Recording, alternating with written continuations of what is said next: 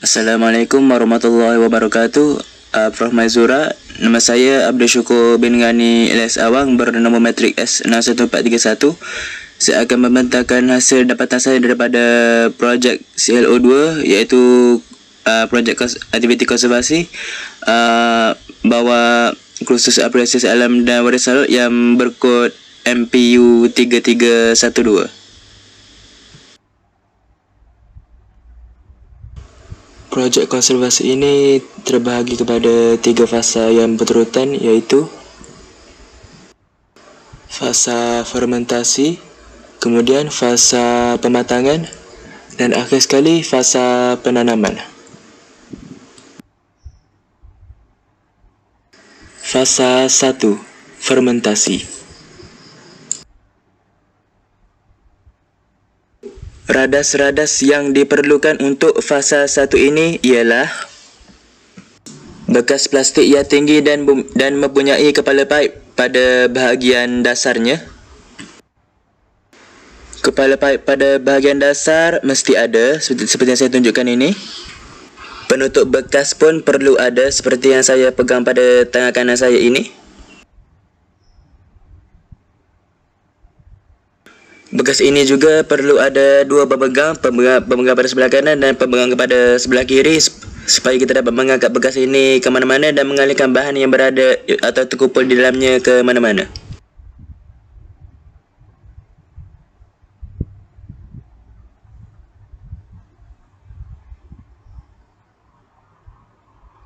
Radas yang kedua pula ialah sebuah bekas untuk diletakkan kepada dasar bekas plastik atau bekas Tupperware itu untuk menahan bahan-bahannya untuk difermentasikan daripada jatuh ke dasar dan membolehkan cecair ditapis keluar daripada melaluinya. Dan arti kata lain, bekas plastik ini yang untuk letak pada dasar bekas plastik yang besar itu perlu mempunyai liang-liang atau lubang-lubang untuk membolehkan cecair baja yang kita akan dapatkan nanti untuk mengalir keluar ke bawah melaluinya. Oleh sebab bekas penapis saya ini mempunyai beberapa lubang, maka saya terpaksa menutup lubang-lubang tersebut terlebih dahulu dengan menggunakan double tape.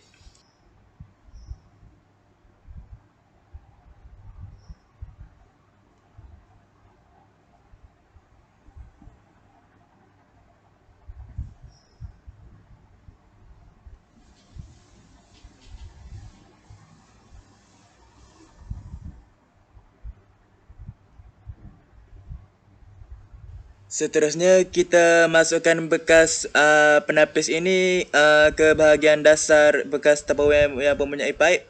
Tetapi jangan biarkan rapat ke bahagian dasar bekas Tupperware ini. Kita perlu adakan bahagian kosong pada dasar bekas Tupperware ini. Pastikan terdapat ruang kosong sedikit pada bahagian dasar bekas Tupperware yang besar yang mempunyai paip ini. Sedikit ruang kosong diperlukan pada dasar bekas supaya air baja yang terhasil dapat mengalir ke bawah dan terkumpul. Melalui paip ini, air baja yang terhasil akan dialirkan ke dalam sebuah bekas. Saya sudah selesai dengan radas-radas yang diperlukan untuk projek CLO2 saya ini. Seterusnya saya akan menyatakan apakah bahan-bahan bahan pula yang diperlukan untuk projek CLO2 saya ini.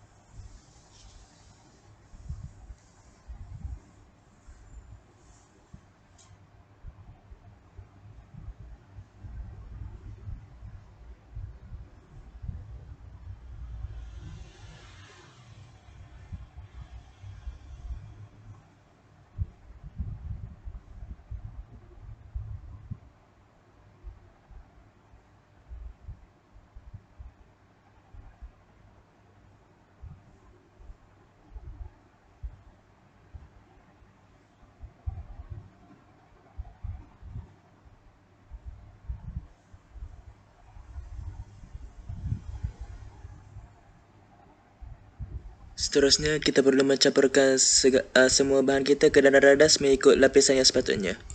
Pastikan gula merah berada pada lapisan yang pertama, iaitu lapisan yang paling bawah.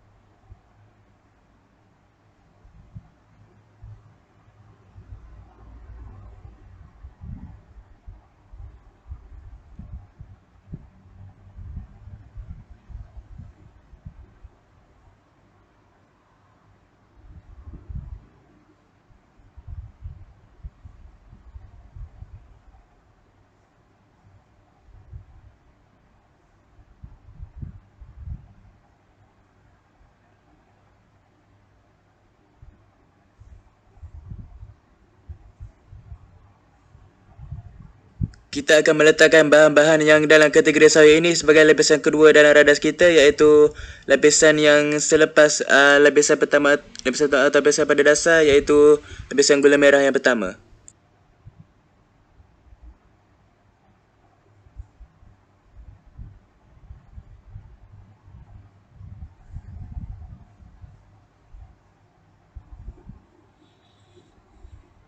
Lapisan yang ketiga selepas bahagian bahan dalam kategori sayur ialah gula merah yang kita letakkan di atas bahagian lapisan kedua, iaitu bahagian sayur yang seperti yang saya tunjukkan itu. Dan proses berselang-seli antara biokatalis iaitu gula merah dengan bahan-bahan yang lain, kita akan ulangi juga proses berselang-seli ini. Saya berselang-seli untuk lapisan-lapisannya untuk bahan-bahan yang lain juga.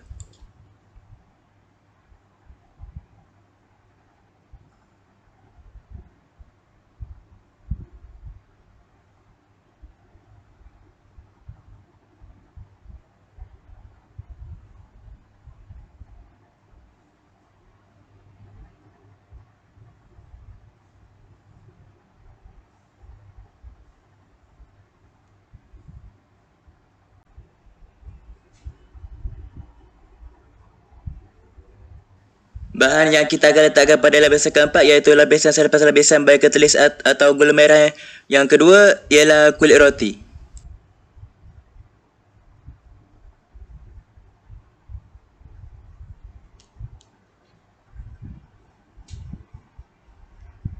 Untuk lapisan yang kelima, kita akan meletakkan biokatalis ataupun gula merah sekali lagi. Seperti yang saya beritahu tadi, kita akan berselang-seli antara bahan-bahan yang biasa dengan gula merah, iaitu biokatalis.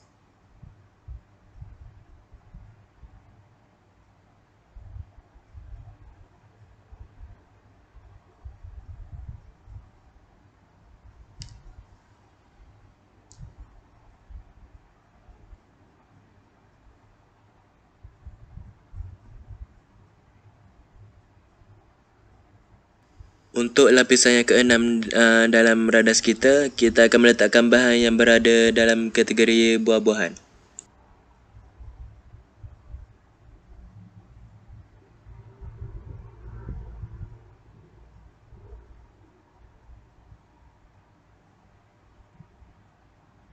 Dua buah batu jokong diletakkan di bawah bekas penapis untuk mengelakkan bekas penapis daripada terjatuh ke dasar bekas berpayut ini akibat daripada beban yang terlalu banyak, iaitu bahan-bahan yang dimasukkan ke dalam radas.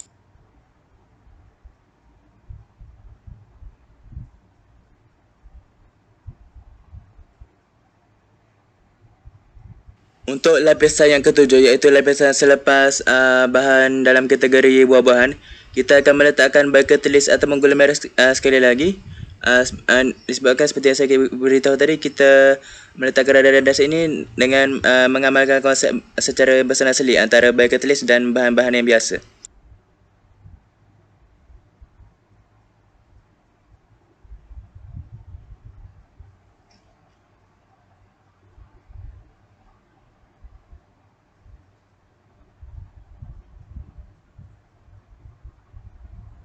Bahan pada lapisan ke-8 iaitu lapisan selepas lapisan biokatalis yang keempat ialah nasi.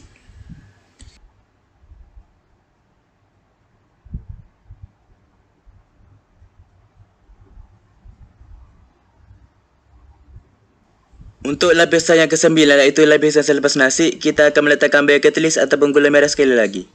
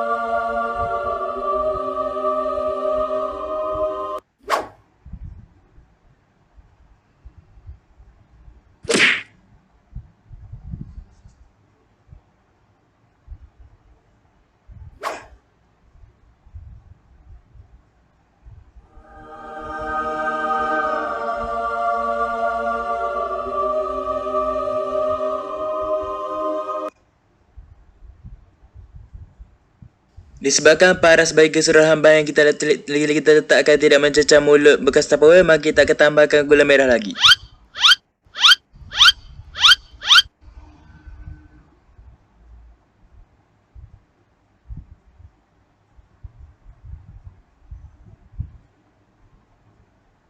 Seterusnya, kita akan memecahkan beberapa kotolan gula merah yang kelihatan tidak agak besar sedikit dan tidak terlalu halus seperti iaitu dan iaitu.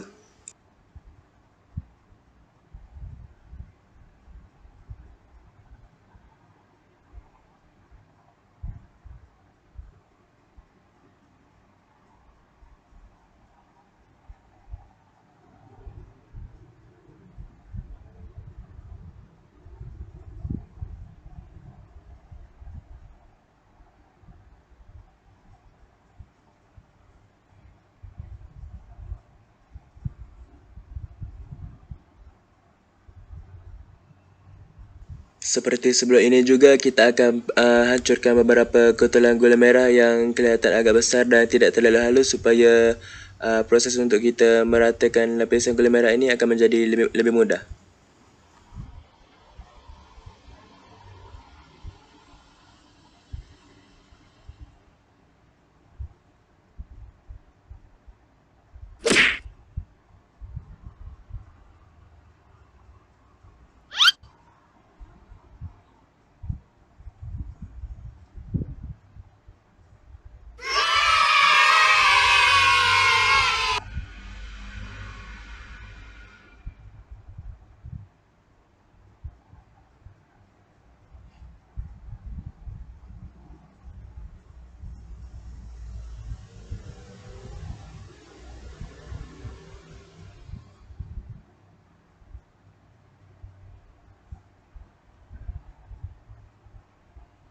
Seterusnya, saya akan bawa keseluruhan radar saya ini ke kawasan luar rumah.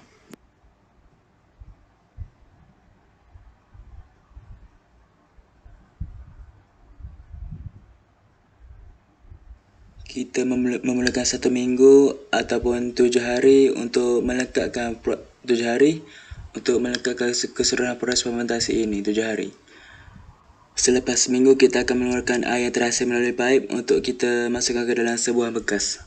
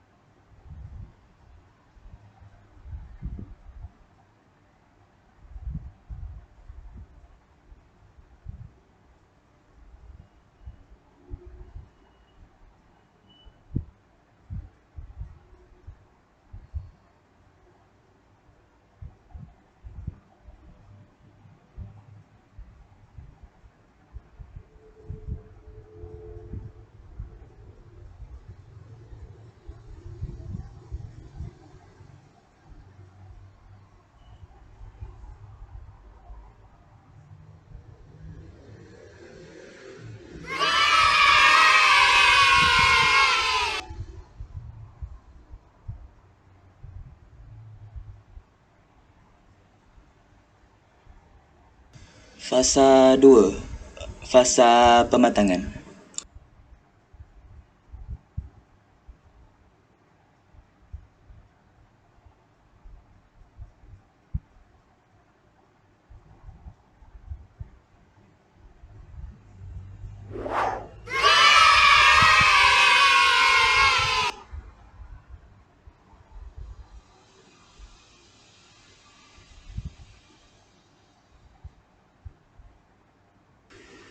Radas-radas yang diperlukan untuk fasa 2 ini ialah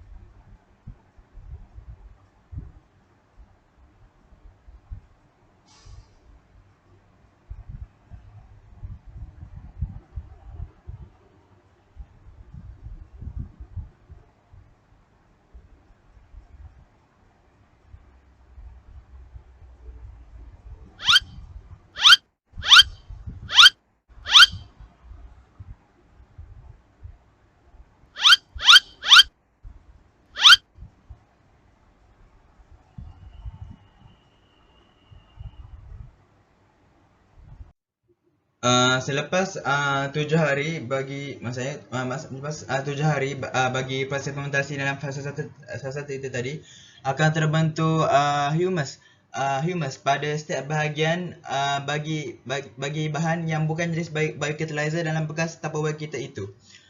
Seperti mana yang kita dapat lihat dalam gambar ini. Dari pandangan bahagian atas ini, inilah biokatalyzer yang saya gunakan, itu gula merah yang masih berbaki. Dan jika kita cuba korek ke dalam lagi untuk kita lihat bahan yang berada di lapisan lebih bawah, kita dapat lihat di sini terbentuk humus ataupun kawasan yang warna kelabu di sini. Di sini juga, dan gambar di bawah ini juga terdapat humus, iaitu lapisan warna kelabu ini di sini dan di sini. Dan pembentukan humus dalam pada bahan uji kaji kita dalam bekas Tupperware itu menandakan ataupun menunjukkan bahawasanya proses fermentasi kita itu, iaitu selama 7 hari dalam proses fermentasi dalam fasa 1 dalam fasa 1 itu tadi telah berjaya ataupun betul-betul menjadi proses fermentasi itu. Selepas 14 hari proses fermentasi itu, kita hendaklah mengeluarkan segala bahan yang telah difermentasi ke dalam bekas lain. Keluarkan semua bahan-bahan yang telah difermentasi itu ke dalam bekas lain. Seperti mana dalam gambar ini. Untuk proses pengambilan cecair hasil daripada proses fermentasi tadi selepas 14 hari yang terkumpul di bahagian dasar bekas Tupperware itu, saya telah menggunakan penapis dan corong turas untuk mengumpulkan cecair terhasil ke dalam bekas kosong ini. Caranya ialah saya menterbalikkan bekas Tupperware saya itu. Saya tidak menggunakan kepala paip secara direct kerana cecair yang terkumpul parasnya adalah amat rendah parasnya tidak dapat melepasi paras kepala paip bagi bekas Tupperware saya itu. Jadi bila saya buka pipa paip itu, saya tidak dapat mengeluarkan cecair itu secara terus daripada kepala paip. Jadi saya terpaksa menterbalikkan bekas Tupperware itu untuk mengalirkan cecair terkumpul ke dalam bekas kosong yang saya ada.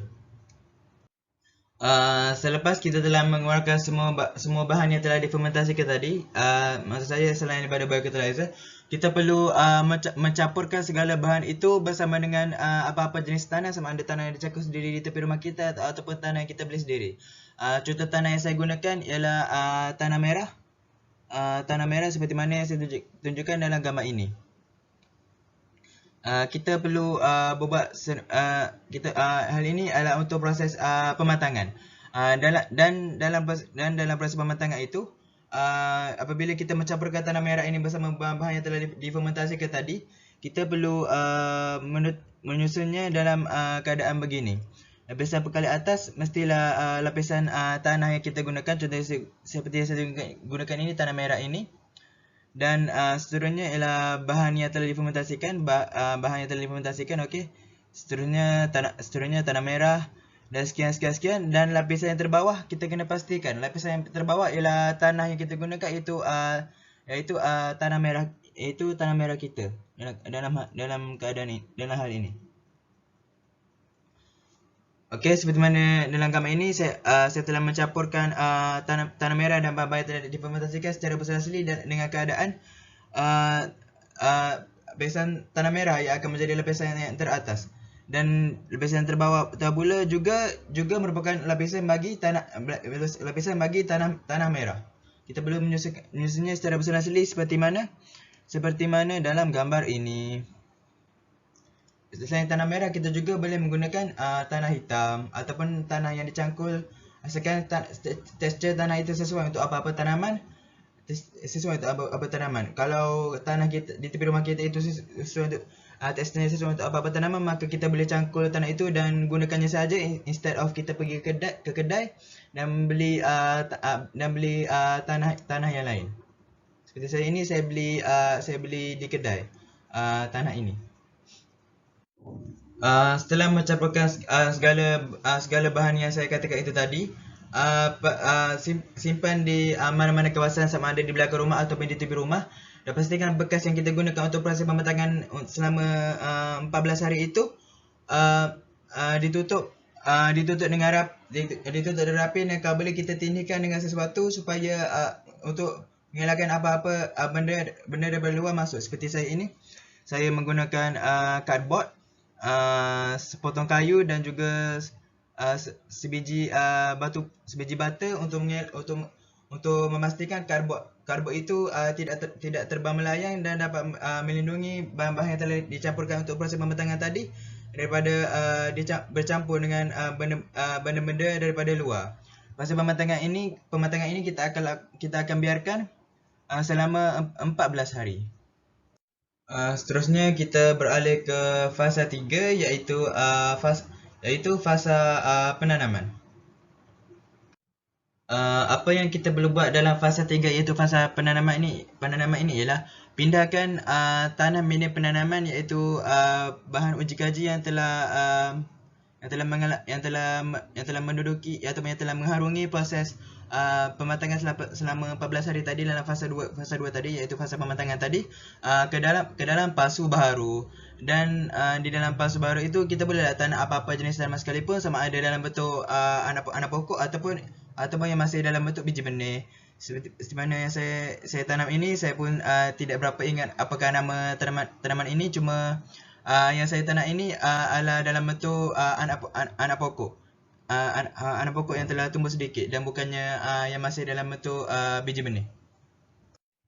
Berikut merupakan dua bahan yang saya gunakan untuk mengekalkan kesihatan pokok yang saya baru tanam ini tadi. Saya memastikan pokok itu saya disiram menggunakan penyiram air seperti mana dalam gambar ini. Dan saya juga akan menggunakan cecair hasil pada proses fermentasi daripada fasa 2 itu tadi, yang terkumpul di dasar bekas tebu itu tadi, sebagai air baja. Dan saya akan semburkan cecair baja atau cecair hasil fermentasi ini kepada anak pokok saya tadi mengikut kadar tertentu. Begitu juga dengan air, saya akan menyiram pokok saya tadi dengan air mengikut kadar yang tertentu untuk mengekalkan kesihatan pokok supaya dia terus tumbuh dan berkembang. Okey, jadi itu saja untuk fasa 3, iaitu fasa penanaman saya, dan begitu juga dan untuk itu berakhir juga pembentangan saya untuk dapatan saya untuk CLO2 untuk subjek MPU T312 Apresiasi Island dan Bersalah ini, Asia Island dan Bersalah ini, Provinsi Zura. Saya memohon maaf jika saya ada tersalah kata atau tersilap bahasa sepanjang video ini. Okey, so itu saja pembentangan CLO2 daripada saya. Provinsi Zura. Okey, sekian. Terima kasih.